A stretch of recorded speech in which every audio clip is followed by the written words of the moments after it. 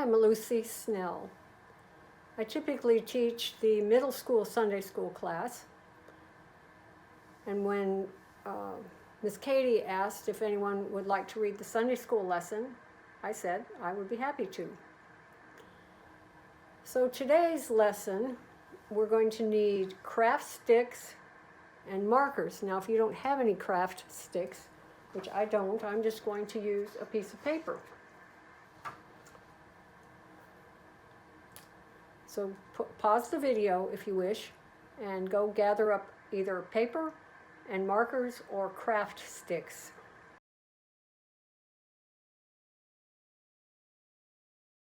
So what we're going to think about today is who is in your family.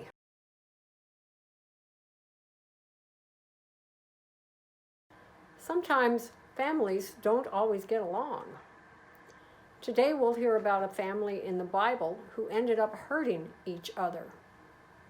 We can trust God to help our friendships with family members. Now that we've got our brains going, let's get our bodies going with a song.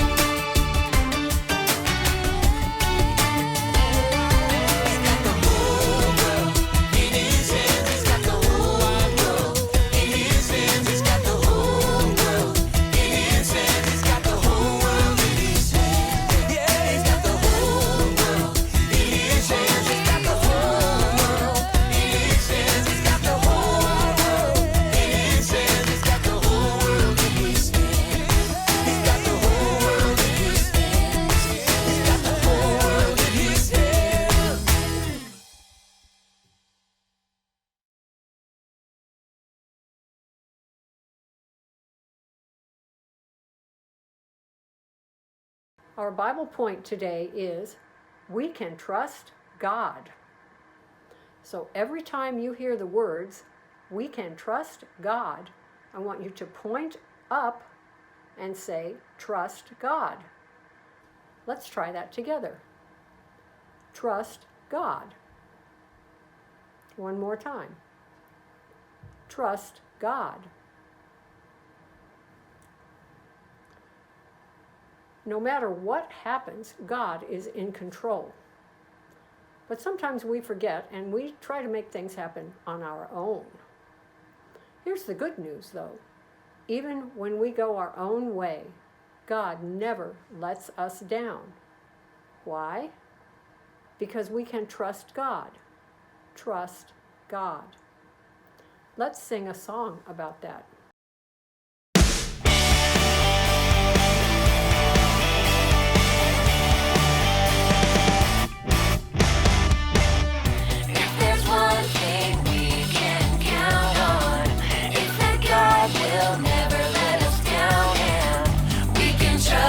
Everything he does, he keeps his promises, we know, because, yeah, the word of the Lord holds true.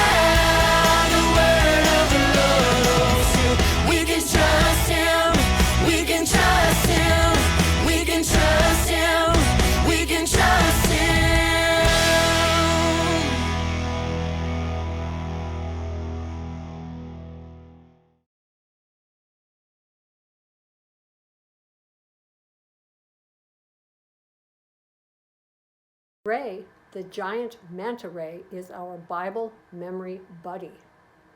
How much do you know about giant manta rays? Let's find out with a this or that challenge. You will hear 2 fun facts. It's up to you to decide which is true, this fact or that. Here's your question. Sometimes manta rays hang out in groups while they eat. Are groups of giant manta rays called squadrons or schools?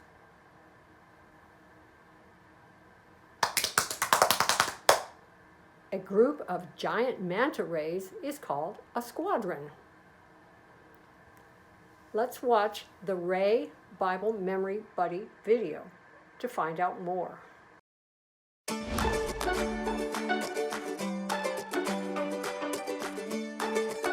Hello, I'm Ray, and I'm a giant manta ray. Even though manta rays are pretty big, we're also pretty chill. And don't worry about that tail, it's not a stinger. That would be on my cousin, the stingray. Giant manta rays are also related to sharks. But trust me, I'm not tricky or dangerous. I just like to glide through my days without much fuss. You might hang out with your friends? Well, I float around with mine. Sometimes my friends and I eat together in a group called a squadron. As we swim, my friends and I use fancy fins near our mouths to scoop up little tiny snacks called zooplankton. Just eating on the go. In the Bible, you can read about 2 brothers who got into a fight over food and a prayer of blessing. One brother even tricked his dad. He pretended to be the other brother and gave his dad a special meal. I'd never pretend to be one of my relatives. No way. Have you ever been stung by a family member? Maybe your feelings were hurt when a brother didn't want to play with you. Or you were really mad when your sister took your last piece of birthday cake. No, that was for you.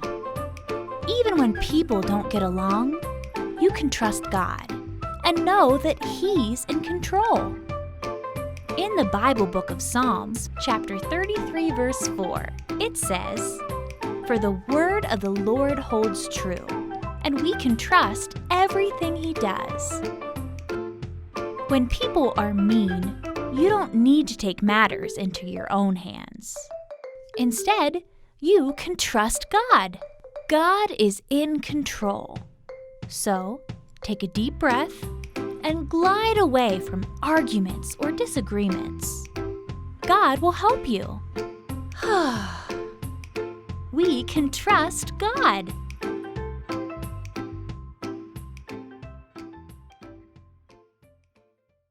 The Bible, this is my Bible, is God's true story of love. The Bible was originally written in 3 languages. Today it's in hundreds of languages, so people all around the world can understand it. Our Bible memory verse is Psalm 33:4. Let's say the verse together. I'll say a line, and then you repeat after me. For the word of the Lord holds true, and we can trust everything He does. Okay, let's say it again. For the word of the Lord holds true, and we can trust everything He does. We can trust God. Trust God. Even when life gets messy, God has a plan. Let's celebrate with another song. It's about to get a little crazy in here. Come on, clap your hands. Here we go. That's it. Yeah, we're all in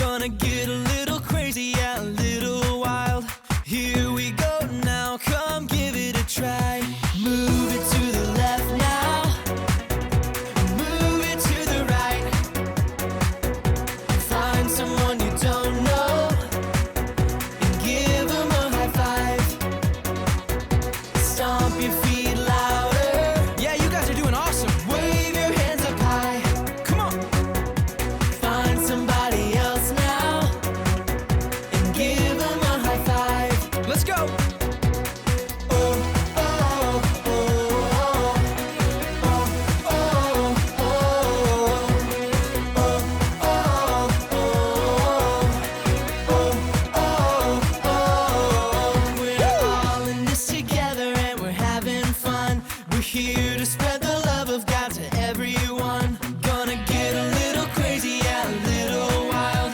Here we go now. Come give it a try. Move it to the left now. Move it to the left now. Move it to the right. Move it to the right. Find someone you don't know and give them a high five. Come on, you guys are moving great. Stomp your feet louder. Stomp your feet. Wave your hands up high. Come on, wave them up. Find somebody else now. Give them a high five. Yeah, yeah, yeah. Oh, oh,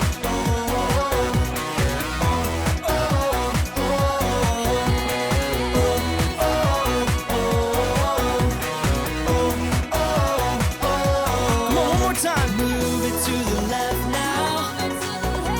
Move it to the right. Find someone you don't know and give them a high five. Oh, stomp your feet louder. Wave your hands up high. Wave your hands up high. Find somebody else now and give them a high five.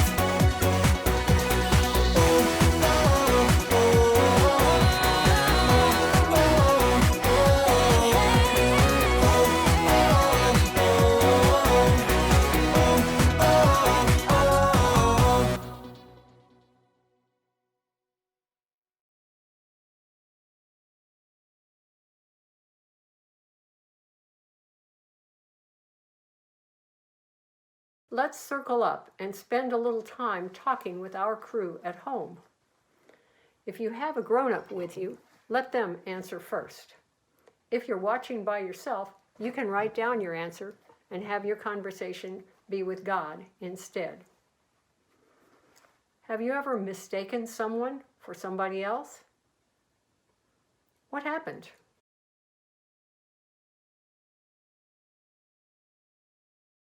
In today's story, we'll read about a mother and son who tried to force things to happen the way they wanted them to go.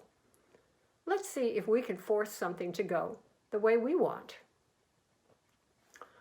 Form a circle with those people around you at home. Even if it's just you, you can play by yourself. Now, I'm here by myself making this recording. So each of us is going to take a tissue. I'm going to stand up, back up from the camera a little bit so you can still see me.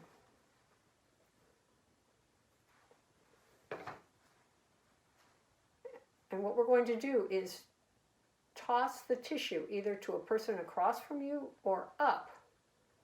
You can't crumple the tissue, you're just going to toss it and see if you can catch it.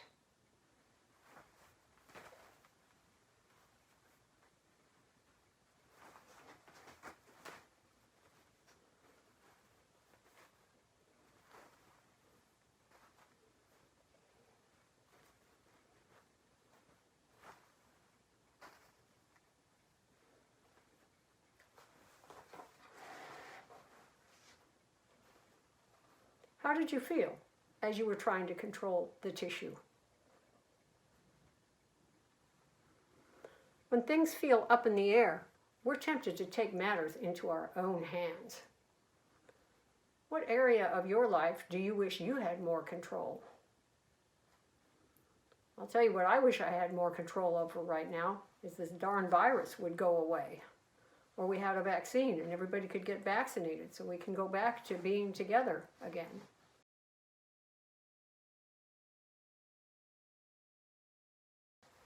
All right, now we're going to take the same tissue. We're going to crumple it up a little bit. See if that makes it any easier. Ooh, that's a lot smoother, isn't it? Oops.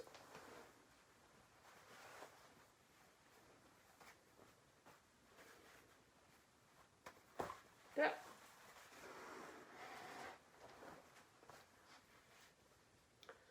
When we take matters into our own hands, we can end up ruining things, like relationships. that's what happened to Rebekah and Jacob in today's Bible story. Instead of just listening, you'll help me tell the story and play an important part. You can read Isaac's whole story in the book of Genesis in the Bible. This is a story about siblings, a younger brother and an older brother. If you're an older brother or sister or the only child in your family, please stand up. And I'm going to stand up because I was the oldest. I have a younger brother and a younger sister. Younger brothers and sisters, okay, hang on. If you're an older brother or sister, in Bible times, you received a blessing and you got all the good stuff. I think my brother and sister would probably say I got a lot of the good stuff too. Younger brothers and sisters were still cool, but they didn't get the special blessings that their older siblings received. Sorry, I don't have anything for you. It wasn't super fair that your older brother got the blessing, but that's the way it was. The parents' names were Isaac and Rebekah. God blessed them with twin boys. Now, even before those boys were born, they struggled to get along. Sometimes we struggle to get along. A lot of the times, siblings can't both do what they want to do. And from the very beginning, the brothers in our Bible story struggled to get along. Check this out. Here's Genesis 25, 22, and 23.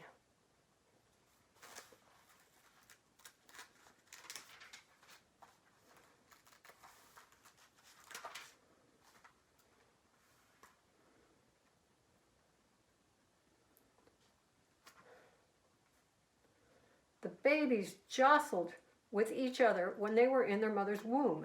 And she said, "Why is this happening to me, Lord?" She went to inquire of the Lord. The Lord said to her, "Two nations are in your womb, and two peoples from within you will be separated. One people will be stronger than the other, and the older will serve the younger." Usually it was the younger child who served the older one. But God told Isaac and Rebekah the opposite would be true. Now, if you're a younger sibling in your family, now you stand up. Thanks, you can sit down again. God often works in ways we don't expect or can't control. Even so, we can trust God. Trust God. The boys didn't get along as kids, but let's fast forward to when they got older. By now, the dad, Isaac, was old and couldn't see well. One day, Isaac told his older son, Esau, to go hunt some wild game and make him a stew. When Esau got back, Isaac would give him his blessing. Esau set out at once. Meanwhile, the mom, Rebekah, had overheard the father's words. She decided to help her younger son, Jacob, get that blessing instead. Now remember, it's the older boy, the older sibling that gets the blessing. But Rebekah is going to help the younger one get the blessing. Even though Esau and Jacob were twins, they didn't look anything alike. Esau was covered with hair, very hairy, but Jacob had very smooth skin.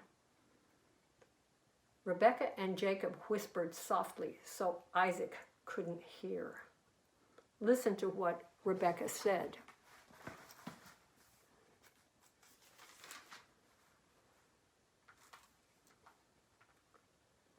"Now, my son, listen carefully and do what I tell you.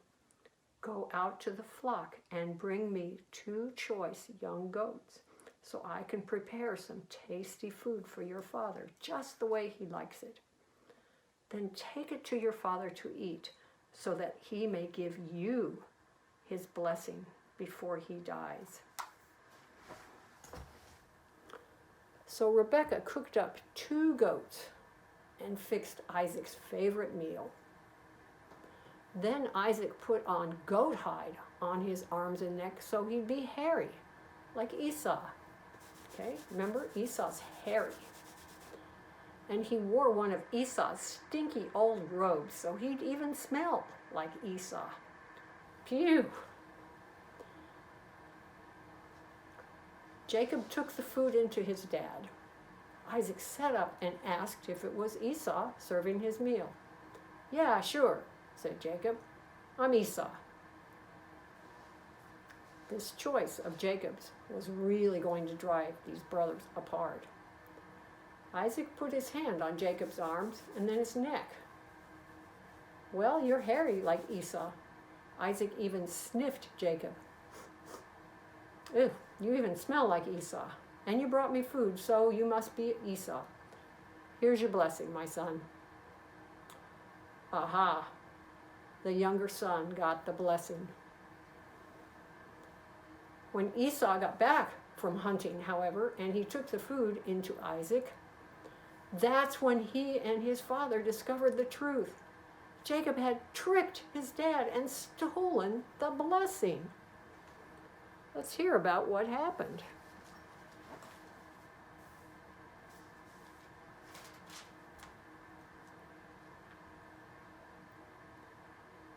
His father Isaac asked him, "Who are you?" "I am your son," Esau answered, "your firstborn, Esau." Isaac, the father, trembled violently and said, "Who was it then that hunted game and brought it to me? I ate it just before you came in, and I blessed him. And indeed he will be blessed." When Esau heard his father's words, he burst out with a loud and bitter cry and said to his father, bless me too, my father." But the father said, "Your brother came deceitfully and took your blessing."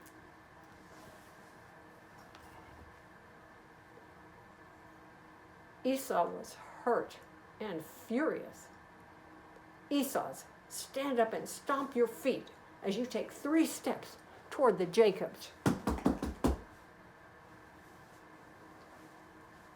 Except Jacob was out of there. Rebekah sent him to live with her brother.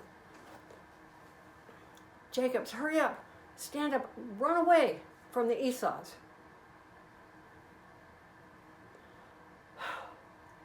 But Esau hoped to get a chance to get even sooner or later. Esau decided that he'd watch and wait, and one day he'd pay Jacob back for what he did.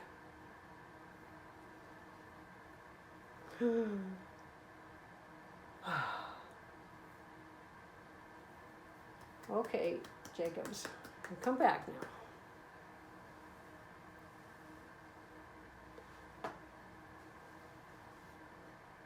This family was a mess. Lying, scheming, stealing. Yikes. But God's in charge of everything. Right? Like Rebekah and Jacob, sometimes we think it's up to us to make things happen. But our plans only lead to more struggles and hurt feelings. Let's talk at home. Circle up and let's chat. Tell about a time your friends or family struggled to get along.